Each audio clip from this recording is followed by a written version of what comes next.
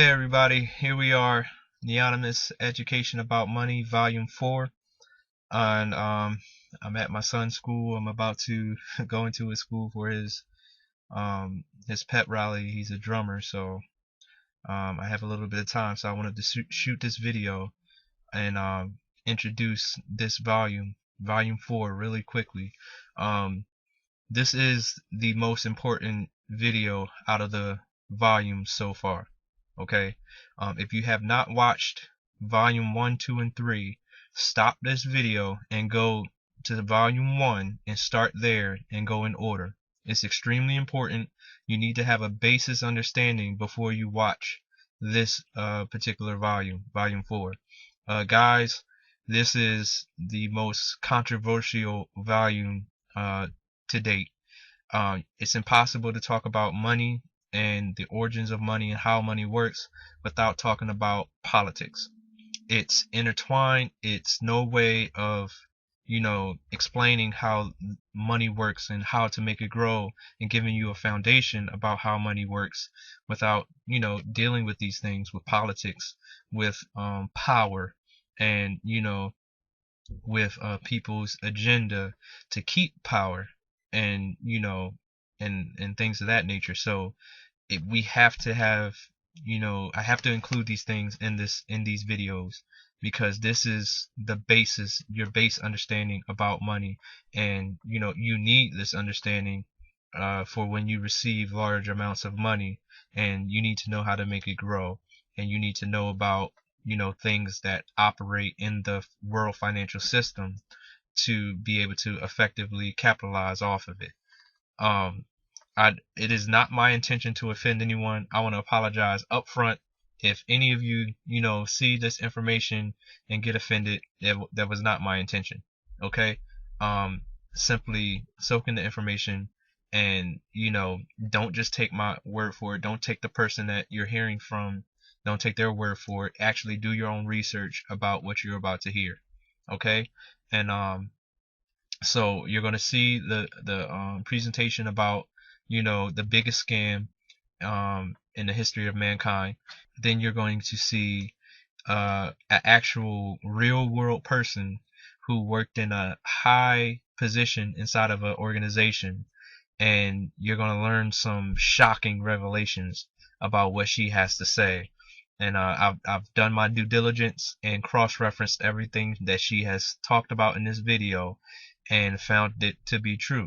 And I did my due diligence. Now, when you hear it, you may not believe it, but you can do your due diligence and find out the truth about what she is saying, just as I did, which I included it in this video because I found out it was true. So go ahead and watch the video. This will be a long video. Make sure you have the time to sit down and watch it.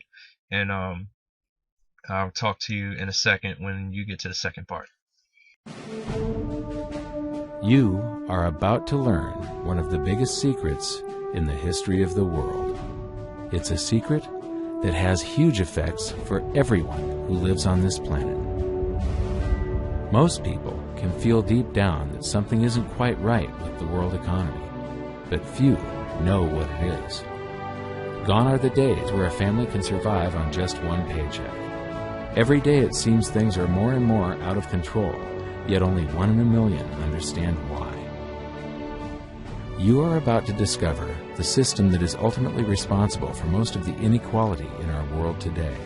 The powers that be do not want you to know about this, as this system is what has kept them at the top of the financial food chain for the last 100 years. Learning this will change your life because it'll change the choices that you make. If enough people learn it, it'll change the world because it'll change the system. For this is the biggest hidden secret of money. Never in human history have so many been plundered by so few, and it's all accomplished through this, the biggest scam in the history of mankind.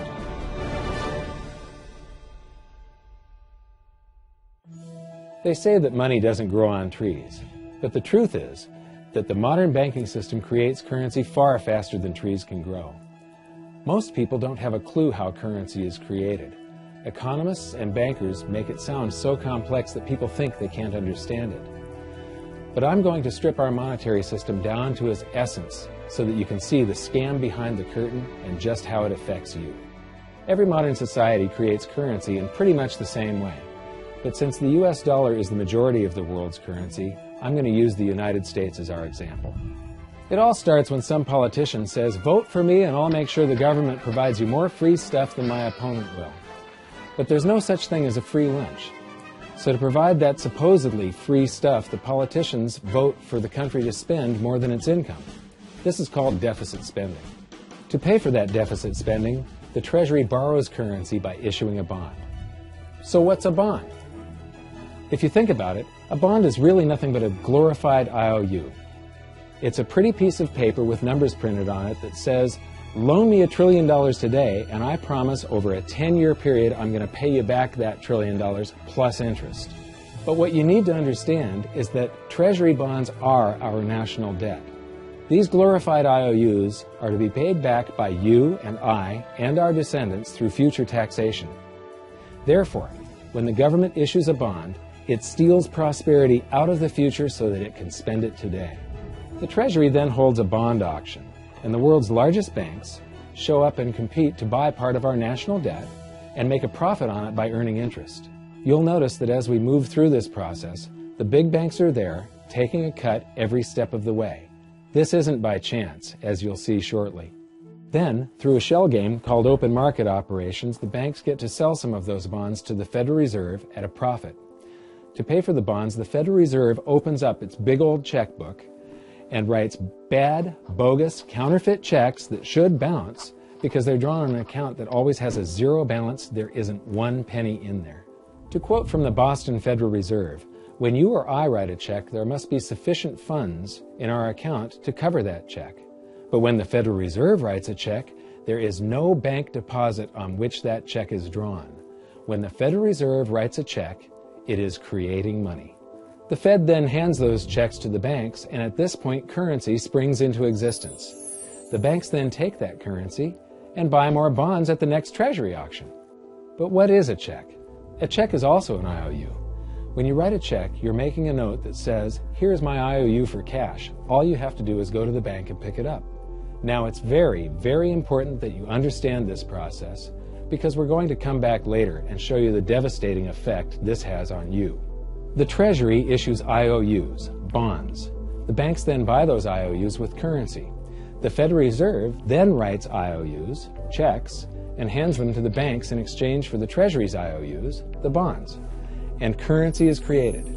So what's really happening is the Federal Reserve and the Treasury are just swapping IOUs, using the banks as middlemen, and abracadabra, presto, currency magically springs into existence.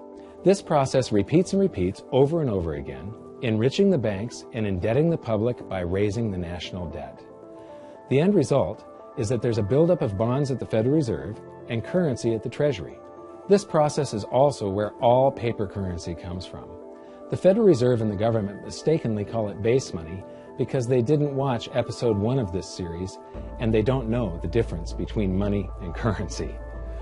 But I will correctly refer to it as base currency because it is not money. It is currency, and as we've learned, there is a big difference. Money has to be a store of value and maintain its purchasing power over long periods of time. We learned in episode 1 that earlier in our history, our paper currency was just a claim check. It was a representation for real money of intrinsic value, the gold and silver that was held on deposit at the Treasury. You could walk into any bank and slap your currency, like say a $20 bill, on the counter and redeem it for real money, a $20 gold piece. But now, this base currency that's piling up back here is really nothing but a receipt or a claim check on an IOU, that bond. So it's really nothing but a supply of numbers. The Treasury then deposits the newly created currency into the various branches of the government, and the politicians say, "Hey, thanks for that." And the government does some deficit spending on public works, social programs, and war. The government employees, contractors, and soldiers then deposit their pay in the banks. Now, this may come as a shock to you, but when you deposit your currency with the bank, you're not actually depositing it into an account to be safely held in trust for you. Instead, you're actually loaning the bank your currency, and within certain legal limits they can do with it pretty much anything they please. This includes gambling in the stock market and loaning it out, at a profit, of course. Now this is where the machine of currency creation really gets cranking, because this is where something called fractional reserve lending comes into play. Fractional reserve lending is exactly what it says. The banks are allowed to reserve only a fraction of your deposit and loan the rest out. Although reserve ratios may vary, I'm going to use a 10% reserve ratio as our example. If you deposit $100 in your account, the bank can legally take $90 of it and loan it out without telling you. The bank must hold $10 of your deposit in reserve just in case you want some of it. These reserves are called vault cash. But why does your bank account still say you have $100 if the bank has stolen $90 of it? Because the bank left IOUs it created, called bank credit, in its place. Now I know this sounds crazy, but here it is in black and white from the Fed. Commercial banks create checkbook money when they grant a loan simply by adding new deposit dollars in accounts on their books in exchange for a borrower's IOU. These are nothing but numbers that the banks type into their computers. And even though these bank credit IOU numbers are very different from base currency numbers, because they only exist in computers, they are still currency. So now there is $190 in existence. Now the reason people take out loans from the banks is to buy something. They're going to buy a house or a car or something like that. So the borrower takes the $90 that the bank loaned to him from your account, and he pays the seller of the item. But then the seller deposits that currency into his account, and his bank loans out 90% of that and leaves bank credit numbers in its place. So now there's $271 in existence. This process repeats and repeats until under a 10% reserve ratio, an initial deposit of just $100 can create up to $1,000 of bank credit, all backed by $100 of vault cash, just 10%. But as I said, reserve ratios vary wildly.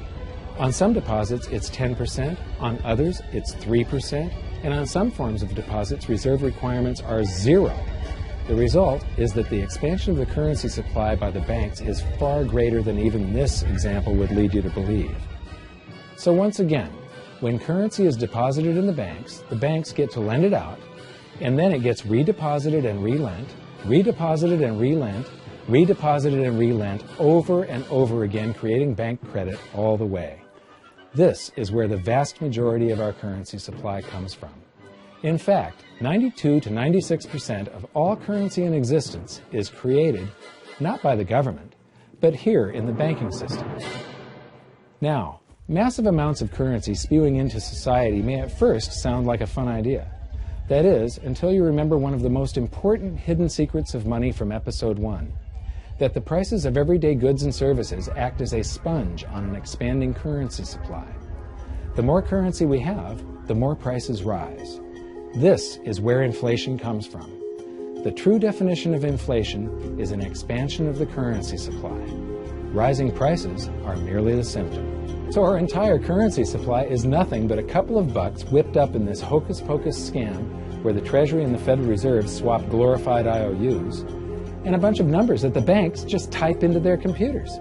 That's it. That's our entire currency supply. It's nothing but a supply of numbers. Some of them printed, most of them typed, and there is nothing else. But if you thought that was crazy, get ready to enter the twilight zone of modern economics. We work for some of that currency supply. True wealth is your time, but we trade away moments of our lives, hour by hour, day by day, and year by year, for numbers that somebody printed on pieces of paper or just typed into a computer. Now those numbers represent our blood, sweat, tears, labor, ideas, and talent. We are what gives the currency its value. But here comes the really cruel joke. We work hard so that we can save some of that currency, so that we can pay the tax collector. In the United States, it's known as the IRS. They then turn it over to the Treasury so that the Treasury can pay the principal plus interest on that bond that the Federal Reserve bought with a check drawn on an account that has nothing in it. Now let's do a recap on this section, because this is where the system begins to rob you and I on a massive scale.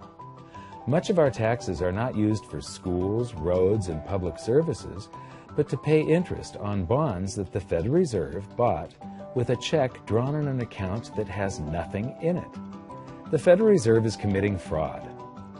But here's one of the biggest secrets of them all. Before the establishment of the Federal Reserve, there was no need for personal income tax. The Federal Reserve was created in 1913, and that very same year, the Constitution was amended to allow income tax. Do you really think this was just a coincidence? Ask yourself how much income tax you've paid over your lifetime. Much of it has been silently siphoned away into the hands of those who own the system. Yes, this system has owners. Who they are is an even bigger secret that we'll get to shortly. But first, we need to understand the mumbo-jumbo of the so-called debt ceiling. It's all based on a huge paradox. There was interest due on that bond, and there was interest due on every one of those loans that the banks made. That means that there is interest due on every dollar in existence. Let me ask you something. If you borrow the very first dollar into existence, and that's the only dollar that exists on the planet, but you promise to pay it back plus another dollar's worth of interest, where do you get the second dollar to pay the interest? The answer is that you have to borrow that one into existence and promise to pay it back with interest as well. So now there are $2 in existence, but you owe $4, and so on and so on. The result is there's never enough currency to pay the debt. There is always more debt in the system than there is currency in existence to pay the debt. Therefore, the whole system is impossible. It is finite. It will come to an end one day. What would happen if the government stopped borrowing to do deficit spending? Are the payments on those treasury bonds going to stop? What would happen if the public stopped borrowing and going deeper into debt? Are your house and car payments going to stop? No. There is a payment due every month on the principal plus the interest on every dollar in existence, and those payments do not stop. If we stop borrowing, then no new currency is created to replace the currency that we used to make those payments. Whether you're making a payment on a loan or paying tax to make a payment on a bond, the portion of the payment that goes to pay off the principal extinguishes that portion of the debt. But the debt also extinguishes the currency. Currency and debt are like matter and antimatter. When they meet, they annihilate each other. If we just pay off the principal only on all the loans and bonds that exist, the entire currency supply just vanishes. So if we don't go deeper into debt every year, look what happens. The whole thing goes into a deflationary collapse under the weight of those payments. Politicians and pundits alike talk about balancing the budget, paying down the debt, and living within our means. They don't understand that that is deflationary. It is impossible to do under our current monetary system without collapsing the whole economy. This is why any talk of a debt ceiling is not only ridiculous, it's delusional. The system is designed to require ever-increasing levels of debt just to continue. And that's why politicians will always kick the can down the road and raise this so-called debt ceiling over and over again until the whole system finally collapses under its own weight. In other words, they don't want it to collapse on their watch. The Founding Fathers of the United States knew the dangers of central banking and fought to free themselves from this very thing. The Revolutionary War started out as a tax revolt, but now we must pay tax just to have a monetary system. Having just suffered through the hyperinflation of the continental dollar, which was printed into oblivion to finance the Revolutionary War, they understood the dangers of fiat currency and debt-based monetary systems. So to protect future generations from institutional theft and out-of-control government, they wrote into the Constitution that only gold and silver can be money for the simple fact that you can't print them. Our current system is not only unconstitutional, but it robs us of the liberty and prosperity our forefathers fought and died for. We are all feeling the effects of ignoring the Constitution right now. By forcing more currency into circulation, our purchasing power is diluted. Inflation is a slow and insidious stealth tax that is simply the result of this debt-based monetary system. This system empowers and benefits those who create the currency and receive it first, as they get to spend it into circulation before it has an effect on the economy. They're stealing purchasing power from you and transferring it to the banks and the government every hour of every day because of this false monetary system. And it's not like the people at the top don't know this. To quote the Federal Reserve, the decrease in purchasing power incurred by the holders of money due to inflation imparts gains to the issuers of money. This is a fraud. It is a pyramid scheme, it is a Ponzi scheme, it's a scam, and it's a lie. Our entire monetary system is nothing but a form of legalized theft. But here's the biggest con job of them all. The Federal Reserve is not federal. It has stockholders. There is no federal agency that has stockholders. What's a stockholder? A share of stock represents a percentage of ownership in a corporation. So the stockholders are the owners of that corporation. Therefore, the Federal Reserve is a private corporation with owners. And you can see it for yourself if you go to the Federal Reserve's website, and it will say, the stockholders receive an annual dividend of 6%. Now, we know that the stock in the Federal Reserve was originally issued to the largest banks in the United States.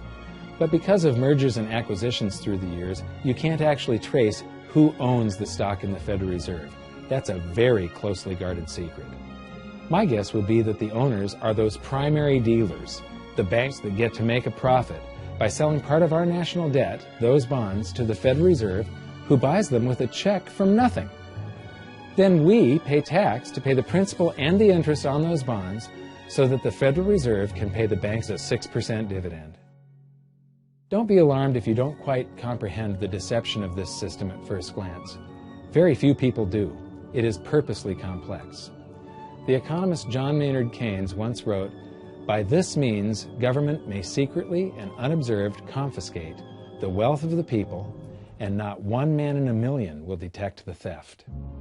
I believe that presented correctly, anyone can understand this system, regardless of how complex it is.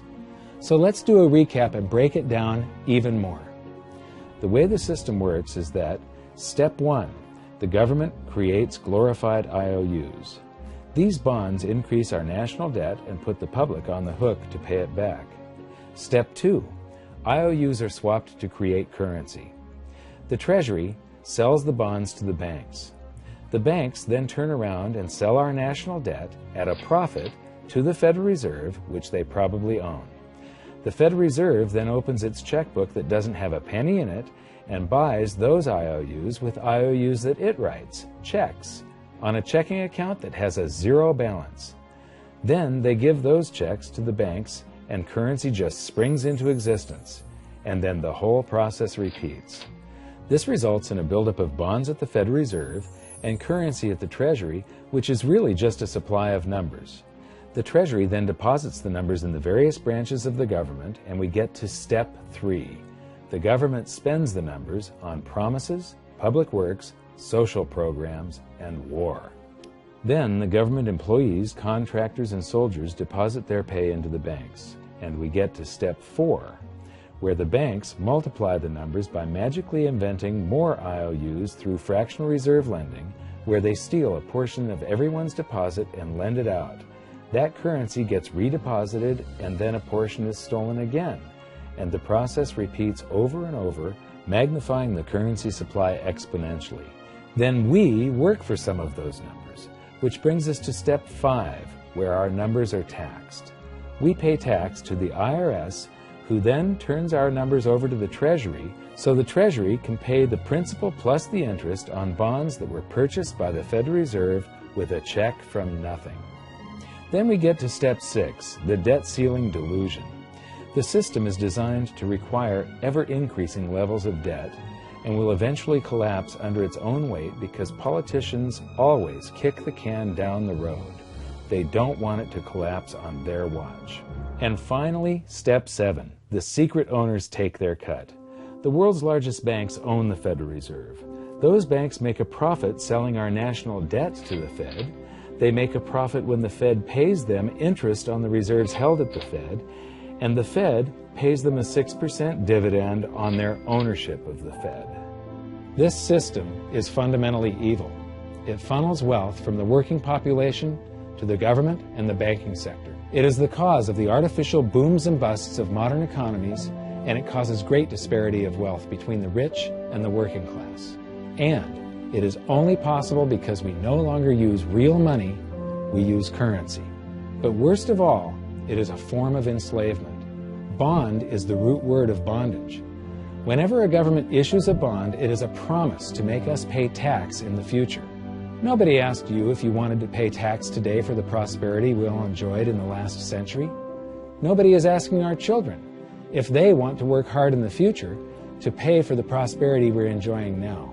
George Washington once wrote to James Madison, "No generation has the right to contract debts greater than can be paid off during the course of its own existence."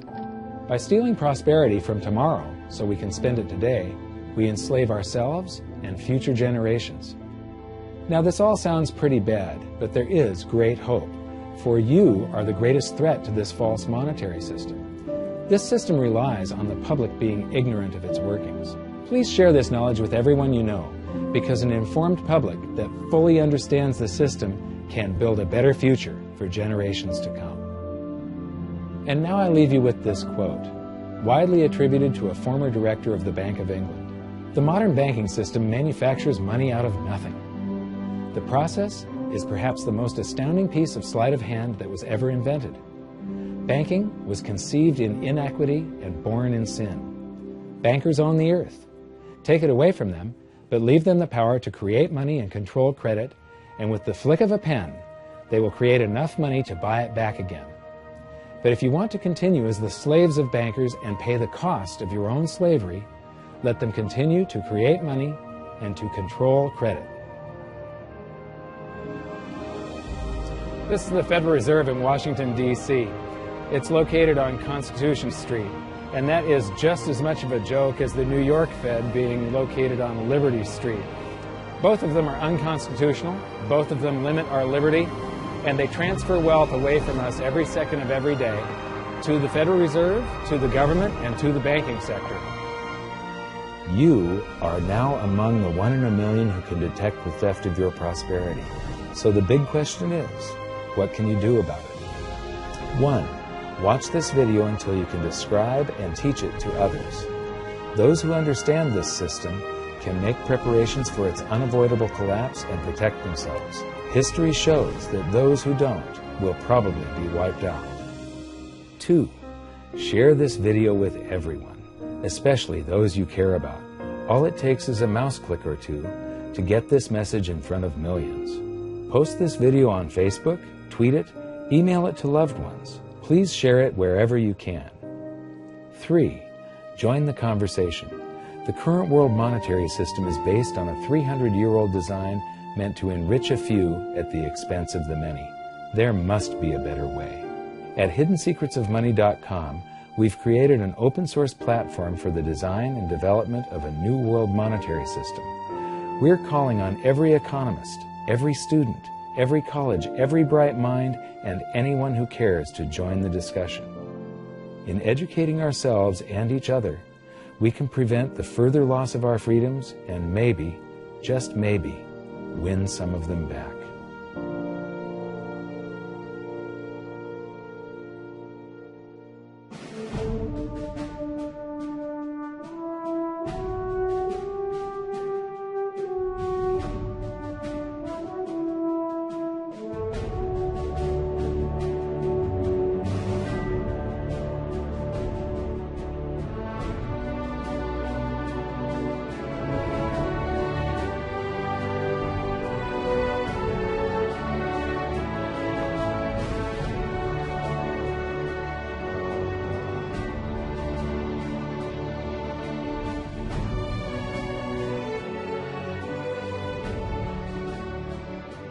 I think your episode 4 is very beneficial, very helpful. It's going to introduce these ideas to a lot of people, and like I've just been talking about, we have to change people's mind, and the more they understand it, the better.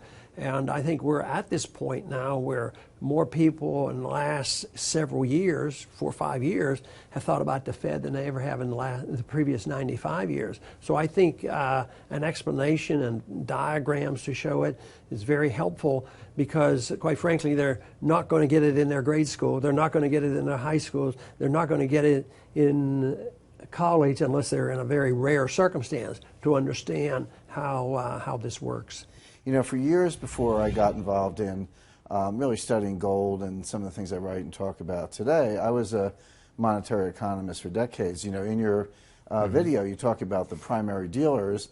I was chief counsel and chief credit officer of one of the largest primary dealers for 10 years. So I had an inside seat on the Treasury market and have the privilege of working with several former vice chairmen of the Board of Governors, Manley Johnson and David Mullins, going back to the 80s and the 90s. So I'm very immersed in what you were talking about. And I thought it was extremely accurate, extremely clear.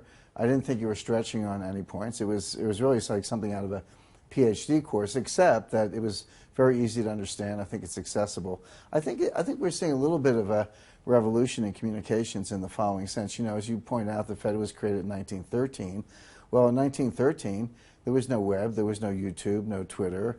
There was really no one to kind of stand up and oppose the Fed or call them out, if you will, or really get into a discussion that everyday Americans could follow. That's not true now with social media and everything else.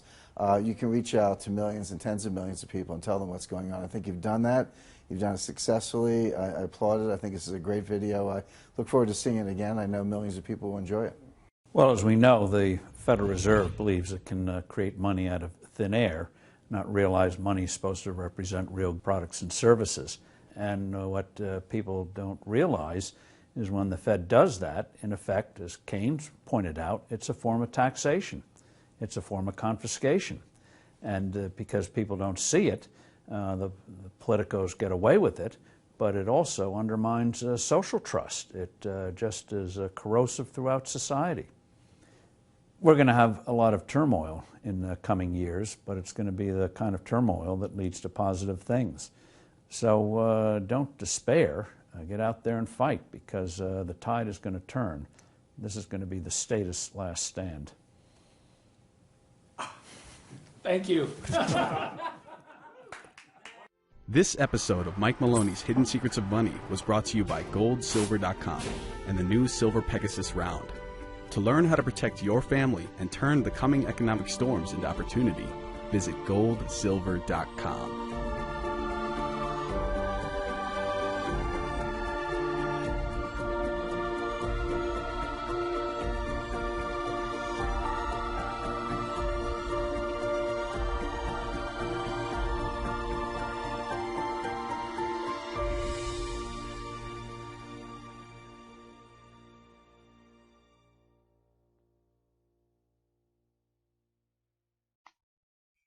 Okay, so you just learned the biggest scam in the history of mankind, and now what you're about to watch ties in everything you just saw to the real world and what's going on right now within world governments, within politics, that directly affects our ability to make or not our ability, but some individuals' ability to amass large amounts of wealth. There is truly a shift in what is able to take place with the formulation of Neonymous. We are going to be able to take average people and put wealth into their hands and create a large group of people who can control their destiny and what happens within these financial markets. And that's what, you know, this was all about, making people able to, you know, create wealth, generational wealth, and be able to survive what's about to take place on this planet. So listen to this testimony, and like I said, do your due diligence and find out, you know, if it's true, you know, by, you know, researching yourself and verifying this information, just as I did.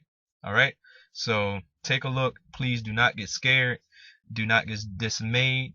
The whole reason we developed Neonymous is so you won't have to experience what is about to take place when it comes to, currencies crashing and things of that nature. Okay? Um, so watch it knowing that you can be comforted because you have a plan in place in Neonymous. Hi, and you're now with the Forerunner Chronicles, and right now we have an awesome interview. With me right now I have Karen Hughes, and in my estimation she should be the most sought after interview in all of major media at this time, because the information she has to share is extremely explosive, but there's a reason behind why she is not being sought after the way that I deem that she should be. And I'm sure that she's going to get into that at least briefly in this interview. But at this time, I just want to thank you for doing this interview with us right now, Ms. Hughes. Thank you so much for having me. I'm very glad to be here with you today. And just to give you a brief overview of who we're speaking to here, this is the individual that used to be the senior counselor at the World Bank, 20-odd years in at the World Bank. But I'm not going to say any more. I want her to tell you all about her background. Go ahead, Ms. Hughes.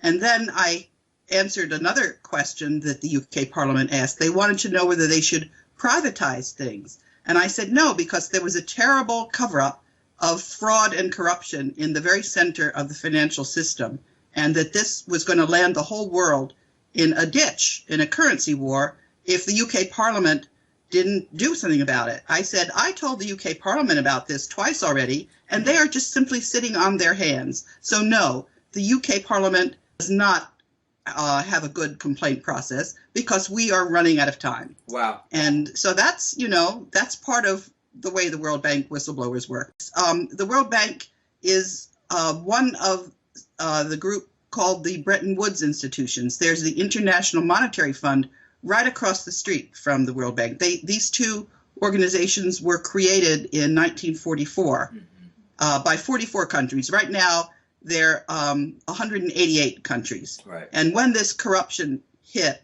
and by the way, I did just what a lawyer is supposed to do inside one of these organizations. The World Bank issues bonds on the capital markets, $180 billion worth of bonds. So all of the governments of the world are responsible for cleaning up the corruption. And I'll cut right to the end of where the problem is, because it's been kind of like going up in an elevator. You think you've solved the problem, and then it turns out there's corruption behind that corruption. Behind the veil, per se. Yeah, it's like peeling an onion to get to the inside, to see where all this corruption is coming from. And where did you find the paper trail led to? Well, it's also the money trail. You know how they say follow the money? The money trail, that's right. Yes. So there's the best university in Europe is called the Federal Institute of Technology. It's in Zurich, Switzerland. That's correct, okay. Yeah, and there are 3 mathematicians who took accurate data on who owns the world's companies. There's 43,000 of the transnational corporations who have shares traded on the capital markets. Right. And they found out that there was a secret super entity, mostly bankers. So you've got Goldman Sachs, you've got Citibank, you've got Bank of America, you've got, Deutsche Bank. But it turns out that these banks are actually all one bank. Wow. Yeah. And they're the group that owns the U.S. Federal Reserve System.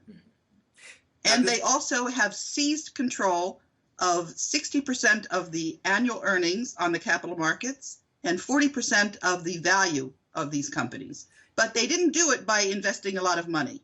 It's a lot of money, but they have 10 times more the power that you would actually expect them to have. And they did this very cleverly by having the same directors go from one of these companies to another. And to answer your first question, they also control all of the media. They control the television programs, they control the press, they control the movies. And so you're being brainwashed every single day of your life. And when you're trying to find explanations for what's going on, the first thing you need to do is to disregard what's ever on the news or written on the headlines, because that's just to trick you and to keep you ignorant. I can give you another analogy, and it's a very good analogy. Think of The Wizard of Oz. It was written by, I forget his first name, Baum. Right. he was writing something to educate people about what they needed to do for their money system. And so the yellow brick road, The economy. that's gold. Mm-hmm. Yeah. And the Wizard of Oz is those groups I was telling you about that control the capital markets. Mm-hmm. They are the screen that the Wizard of Oz had. Right. That's what your media is telling you. And the dog Toto that pulls the curtain aside, that's me and the rest of the World Bank whistleblowers. And the world is now looking to see what the Wizard of Oz has in store for them. So let me ask you a question, because recently it just came out into the news that several billionaires in the United States of America, like John Paulson, Warren Buffett, Soros, they're beginning to take all their money out of U.S. stocks. I think Buffett just got rid of about 19 million shares of Johnson & Johnson, and then you have Soros that's gotten rid of almost all of his bank stocks, including in JP Morgan, Chase, Citigroup, and Goldman Sachs, which you just made mention of a minute ago. Is there something that they know that we should know? Yes and no. They've got a playbook, and they think that they're going to make the markets crash. They think that the U.S. dollar is going to become worthless. They've got a whole scenario worked out. Is that the direction that this super entity is trying to move our economy in right now? Are they trying to crash the U.S. dollar? Yes, but I can tell you that their playbook isn't, they're not calling the shots. We have, and I'll tell you how I know this, because I was telling you about this very accurate model that this political scientist, Jacek Kugler, who chaired the political science department at Claremont. Anyway, this model predicted that if we could get a country to expose this corruption, just one, we would then have rule of law. And that country was the United Kingdom, but it's not just the United Kingdom. For example, I was a witness at the European Parliament in 2011. I have been contacting the Congress on this corruption for many, many years. Before I was fired in 2007, Senator Lugar wrote 3 letters to the World Bank saying, don't fire this lady. He was very disappointed when I was fired, because he knew very well when I went, before I went to the Congress, I stayed inside the World Bank, which is what a lawyer's supposed to do. I went up the corporate ladder. I went to the audit committee, which is when the Dutch government wrote a letter to the World Bank saying that they wanted the audit committee to look into the problem.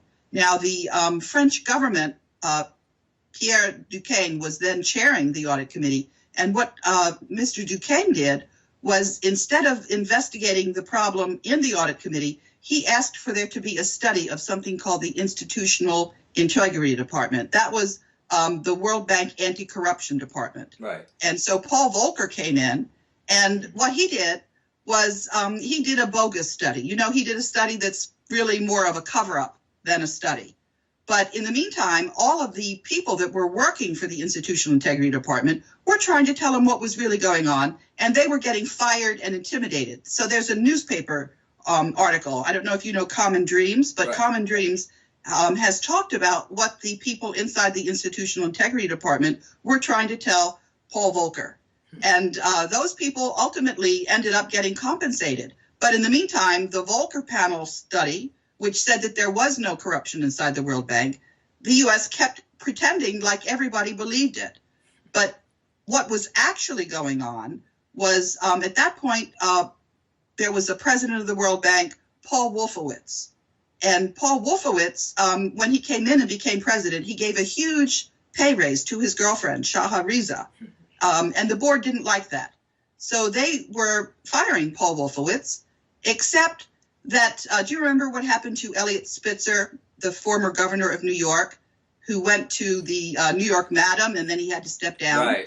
Well, some of the executive directors, there's 25 of them, they represent the countries of the world. The biggest 8 economies each get their own executive director. So that's Germany, France, the United Kingdom, Russia, Saudi Arabia, Japan. I'm missing one. But anyway, then the rest of the countries share executive directors. And these executive directors were being blackmailed because some of them had gone to the New York Madam. Some of them had spent money in their bank accounts that made them vulnerable. Wow. And I found out about this because in addition to having studied law at Yale Law School, I studied economics at the University of Amsterdam, and I speak Dutch. And I happened to be in Holland when the representative of the Dutch government, Herman Wijfels, mentioned that the board was being blackmailed.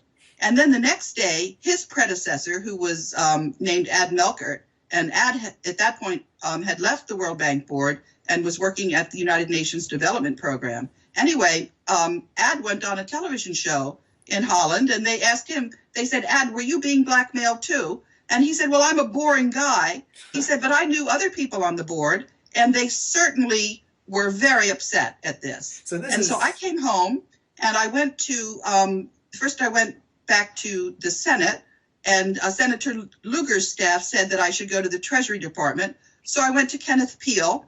I also wrote the dean of the Yale Law School. I said, have you lost your mind? You cannot be blackmailing other countries' diplomats like this, wow. Especially when this is not even a security interest, that Paul Wolfowitz should be free to give a pay raise to his girlfriend. How is this something in the national interest that you should be blackmailing other countries' ambassadors? I said, this is going to come home to roost. And I had spoken with Chuck Hagel, who was then the senator of Nebraska, and I was telling him how this model was warning us that we were going to lose our leadership. We were going to lose something called the Gentleman's Agreement, which was an agreement that the president of the World Bank would always be appointed by the United States. Just anybody we wanted, we said it, we'd get it. And the same thing for Europe. They would get the managing director of the IMF, International Monetary Fund. Now, these two organizations, they look like they're separate, but they're really, for all practical purposes, they're just two sides of the same coin. They have the same board of governors. That's the ministers of finance or the ministers of development from all of the 188 countries. Those people come together twice a year. And then you've got the board that's resident. And I said it's very clear that the way the rules work inside the World Bank, and because of this analysis that I had on rule of law, I said we're going to lose our leadership position. And I was so certain that that warning was going to be enough. But because of what I was telling you about the super entity, the cabal, right, that's actually hijacked the World Bank. But guess what? It hijacked the United States government. It hijacked a lot of other countries' governments. And that's what's actually happened. You have to also recognize what happened to the presidents that didn't want this Federal Reserve System to go forward. Let me explain how it works, okay? If you have the Treasury Department that's issuing the currency, then you don't have to pay interest on it. But if you have the Treasury Department issue a promissory note to the Federal Reserve, and the Federal Reserve then issues the currency, then this note that the Treasury Department issued, there's interest on it. And that's how the debt every year gets bigger and bigger, because we're going to be spending more money than we're taking in. And let me tell you how the tax payments work. Okay. This I couldn't believe in the beginning, but it's absolutely true. You know, when you fill out your taxes and you send a check one place and you send the tax form another place, the check that you send goes directly to the Federal Reserve, and they take that check and they send it to the United Kingdom, and the UK keeps, not the government, the UK banksters keep 40%, and then they send 60% on to the Jesuits in the Vatican. That's what's happening to our tax dollars. Wow. Now, how are we financing our government? We're selling drugs. We're selling the drugs that we grow in Afghanistan. We never had any poppies there until the war in Afghanistan. You think with all the satellites flying over, they couldn't see where the poppy fields are? No, that's how we earn our money. Wow. How does that grab you? Is that a good arrangement? Wow. No, it's not a good arrangement. So are you basically saying that the money that's being fed into the IRS ends up at the Vatican? 60% of it, except for the 40% cut that goes to the United Kingdom. Now, let me tell you how that happened. That happened because in 1200, the King of England borrowed a lot of money from the Vatican because of wars and signed a treaty that he would agree to keep repaying the money to the Vatican. And of course, he never caught up. So he was in trouble. And then, do you remember when our Capitol building was burned down in 1812 by the UK? Right. Yeah. Okay. We have been having to pay war reparations to the United Kingdom all these years, and nobody has bothered to tell the people about it. And Lincoln, when he was financing the Civil War, issued greenbacks directly without involving the bankers. Mm-hmm. That's why he was rubbed out. And JFK, he had a memo that he was going to sign where he was going to just erase this compounding of interest on the U.S. debt. He was going to have our currency issued directly by the Treasury Department.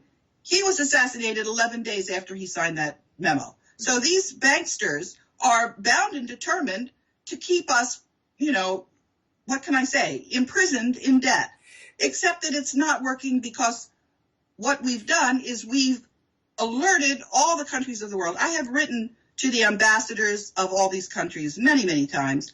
I've written to, in Washington and in New York, I wrote them a letter a couple of months ago where I was telling them about the fact that their ambassadors were all being blackmailed when they tried to fire Paul Wolfowitz. So the whole world is laughing at the fact that the American public is totally in the dark and duped by their media that refuse to tell them what's really happening. Now, whom our president praises, and he's the very first Jesuit pope. And some people, when they think of the Jesuits, they think of an order of meek and humble men and all of these things. Why would the Vatican and the Jesuits be, caught up in such a stink like this? What in your perception, and what is their worldview? Are they a bunch of megalomaniacs? Are they just trying to amass a stupendous amount of wealth? What do you perceive in this whole situation for the Jesuits in the Vatican? I'm so sorry to have to tell you. First of all, let me start out by saying that this has absolutely nothing whatsoever to do with the Catholic faith. Mm-hmm. This has absolutely nothing whatsoever to do with the people of faith that are not aware of this. That's right. And I have to tell you that there are, unfortunately, people who will mock the faith and they will put on the priest's garb just so that they can hide their crimes. These are criminals. These are not Catholics. Wow. And unfortunately, there are many of them at the very top. It's rot at the top. Wow. And that's the way it is, and it's been documented. And I've been working with people who have documented this. It's been going on for a very, very long time. You can read what our founding fathers had to say about the Jesuits. After Lincoln was assassinated, the Jesuits were not allowed certain things, certain privileges in the United States. And that ban on the Jesuits was lifted by Ronald Reagan, unfortunately. That's very interesting that you said that, because I do have some knowledge of this. I just wanted to hear what you had to say on the issue. But all throughout the 1600s, the Jesuits were actually put out of all of the nations in Europe because the monarchs there realized that they were the ones responsible for fomenting these revolutions within their countries. And Ronald Reagan, interestingly, was the first one to appoint an ambassador to the Vatican for the United States of America. And we know that Pope John Paul II and Reagan worked very closely together for the bringing down of the USSR. And so, very interesting. Anyway, please proceed. I just have to say this once again for everybody that's watching. This is Karen Hughes, the former senior counselor for the World Bank, 20 years in the World Bank. She's not some raving lunatic. This is a well-educated individual at the Ivy League school, Yale. Now, what about this mega conglomerate? Are they going to just allow this to happen? Do they have their cards on the table to try to make sure that they continue to operate business as usual? Well, remember when I was talking about Toto pulling the curtain back? Right. People are now looking at them and seeing what they're doing. So I'll tell you what happened last week. Two things. One is that all of the Congress was told to get on 4 airplanes, military aircraft, and fly to Florida for the funeral of one of the members of Congress. And I've been working together with a group of people. They call themselves Able Danger, that's named after an agent that was working to try to prevent false flags. And anyway, so we warned Congress that if they got on those aircraft, one of two things could happen. It could be diverted to a prison, it could be diverted to Guantanamo Bay, or it could crash those military aircraft. And we advised them not to go. And as a result, only 30 Congress people did go. So, we're working the problem. And Karen, why doesn't any intelligence agency get neck deep into this thing, like the CIA? They are part of the problem. Now, when you say they're part of the problem, expound on that a little bit. When the CIA was set up, it was set up with a special job to guard the world's gold. There's a lot more gold than people know about 3 or 4 times what people are officially told. Right. And a lot of this gold is on deposit all over the world. There's 170,000 tons in the Bank of Hawaii. That's more than people say is in existence on Earth already. Yeah? Right. And the CIA was set up to guard that gold. Wow. It wasn't even supposed to be for the United States alone. It was supposed to be for that special purpose. But they lost their way, the CIA. Well, at least why doesn't the CIA at least spank the Jesuits on their hands? What's the situation with that? Because the Jesuits are in charge of the CIA. Wow, that's a big revelation there. Wow, you've said so much. I'm going to continue on this line because you made mention of Lincoln and him actually moving in the right direction for our country, issuing greenbacks, and because of that, he ended up in a casket. Then you have JFK, and he was trying to move our nation back in the right direction as well. Interesting enough, first Catholic president, and he ended up body bagged. So, what about all of their successors, if I can say it that way? Is it that the presidents thereafter fell in line? Is Obama falling in line? Let's just get right to the punch. Is Obama falling in line with the whole agenda, or is he pushing at it anyway? What's your take on that? Unfortunately, he's not in a position. His wife is being blackmailed. How so?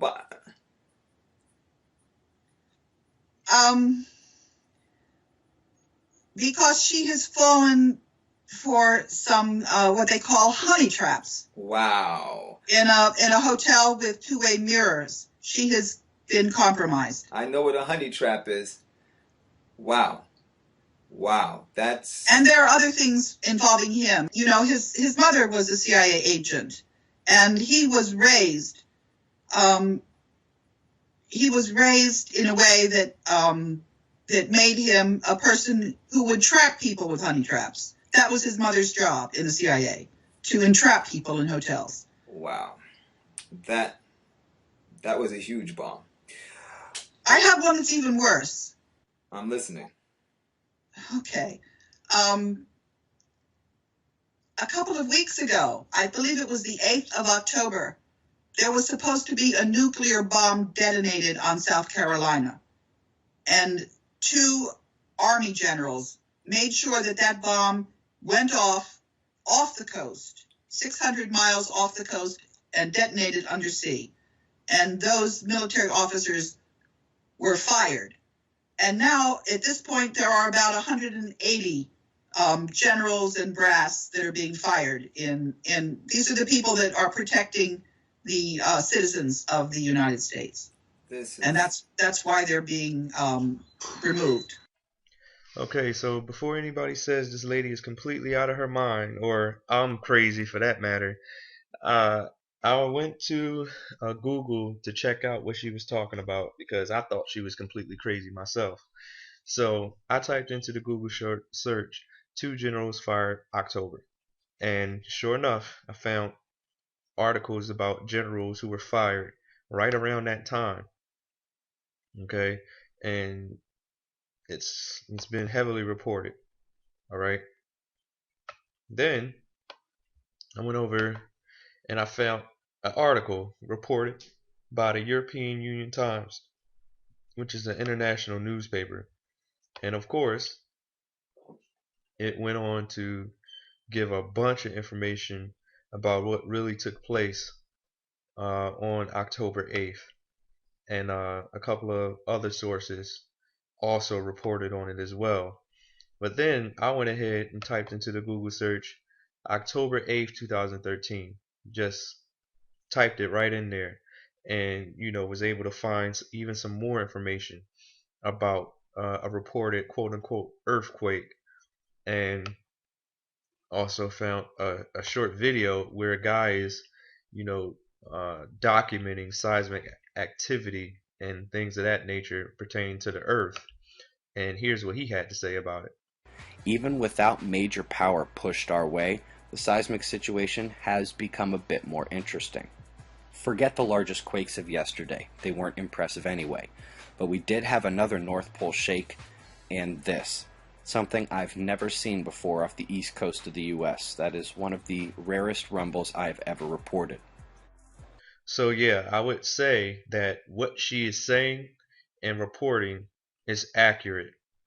Very hard to believe, but after doing a quick search and reading some information, and then seeing what that gentleman documented in his video, I don't think she's crazy at all. It's just unbelievable. But keep listening, and then I'll come back at the end of the video with a short explanation about how all of this pertains to making money. This is more than astounding.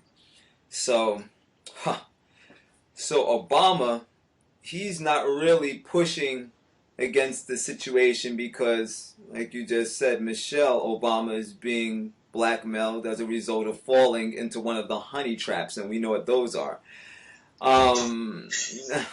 So evidently he is familiar with what's going on. So would you then, in essence, be saying that Obama is playing into the hands of the Jesuits at this time? Yes. Amazing, amazing. Once again, I'm just amazed at all that you have had to share with us right now. And it's evident that the information that you've been sharing with us right now is not something that media would want being divulged to the American public. I would think that if most people knew this was going on, there would be a huge outrage. Yes. Why should all of their tax dollars go to the Vatican? Of course. Aaron, pretty amazing. So we can't trust corporate media. Corporate media is controlled. Is that what you're saying? End the story? Absolutely. Because if corporate media was doing its job, do you think it would have taken this many years for you to hear about what's going on when I've been busy with other whistleblowers since 2007 on this? If corporate media You was should have doing its known job, about this so that the leadership continued. All right, so you've learned the biggest secret in the history of mankind pertaining to money, and you also saw a real life example of an individual who works for an organization that has to do with world governments and the corruption that's going on inside of this entity. What do you do with all this information? How does what you have learned relate to you and making money? Well, there's no way to separate talking about how money works from government and politics. All of it is related to power, okay? Governments use financials and income and wealth to control information. They control growth. They can control individual freedoms, and this is a perfect example of how that can take place. The startling information that this woman from who held a high position inside the World Bank is absolutely shocking. For one, the reality of what she just spoke about concerning that nuclear bomb that went off the coast of South Carolina, my family and I would be dead right now. we are in Atlanta, Georgia, and had that bomb went off in South Carolina, we wouldn't be here. The story would be completely different. It would be rest in peace, Christina Charles and his entire family, and anybody else in Atlanta for that matter who's inside of Neonymous. Anybody in South Carolina, Tennessee, Georgia, Virginia, the Maryland area, Florida possibly, Alabama, all over that area, in that particular area, it would be completely devastating, and it would change the entire world. Okay. Um, it's absolutely unbelievable until you actually research what she says and then figure out for yourself. This lady isn't just talking out the side of her mouth. She's actually telling the truth. So how does this relate to you and making money? The American dream, the dream to be independent financially, to live out the kind of life you want to live, it is directly related to how easy and how accessible it is to amass money. Everybody says they want to make money, but we know the people inside Neonymous are really serious about doing that.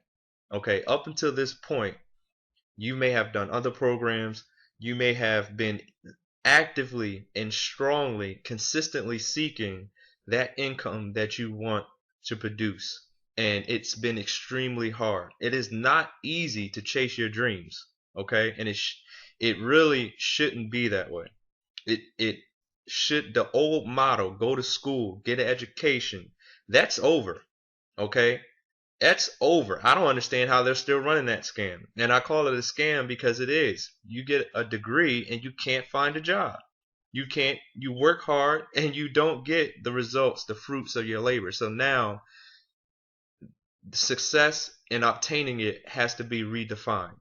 And this is what we're trying to do here. This is what we're going to do here with Neonymous.